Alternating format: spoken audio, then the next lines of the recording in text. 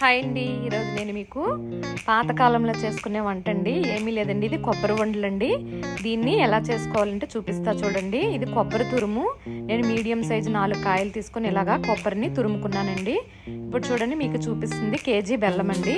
ఈ విధంగా తురుముకొని ఇప్పుడు మనం స్టవ్ వెలిగించి బాండి పెట్టుకొని దానిలో కొబ్బరి అంతా వేసుకొని దీనిలోని మనం ముందుగా తురుము పెట్టుకున్న కేజీ బెల్లాన్ని కూడా వేసుకొని రెండింటిని కూడా కొబ్బరి బెల్లము రెండు కూడా బాగా కలిసేలాగా మనం మిక్స్ చేసుకోవాలి.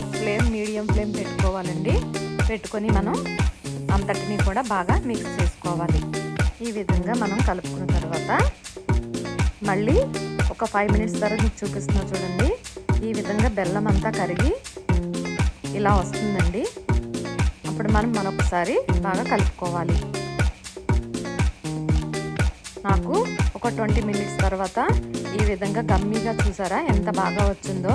ఫ్లేమ్ మాత్రం మనం మీడియం ఫ్లేమ్లోనే పెట్టుకొని చేసుకోవాలండి.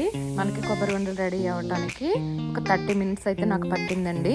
ఈ కొబ్బరి ఉండలు ఒకప్పుడు మన అమ్మమ్మలో నానమ్మలో తయారు చేసేవారండి. ఇవి చూడండి, షైనీగా ఉంది కదా, అంటే మనకి గమ్మీగా అండి. తింటే మనకి చాలా గమ్మీగా ఉంటుంది.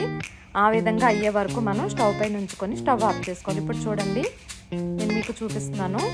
మీకు వండ ఎలాగవుతుంది అంటే, ఒక ప్లేట్లోకి కొద్దిగా కొబ్బరిని తీసుకొని కొద్దిగా పక్కన గీ కూడా వేసుకొని గీని ఇలా చేతికి రాసుకొని ఇప్పుడు చూడండి కొద్దిగా తీసుకొని మీకు చూపిస్తున్నాను.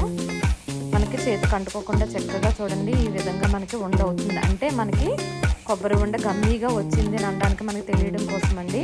టేస్టీగా ఇలా కొబ్బరి వండలు తయారు చేసుకోవచ్చు. మనము 100 గ్రామ్స్ పచ్చి కొబ్బరి తీసుకున్నాం అనుకోండి, దానిలో 444 క్యాలరీల శక్తి వస్తుంది.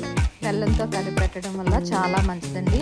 మీరు కూడా కొబ్బరి ఉండలు ట్రై చేసి ఎలా వచ్చిందో కామెంట్ సెక్షన్లో కామెంట్ చేయండి. నచ్చితే లైక్ చేయండి, షేర్ చేయండి.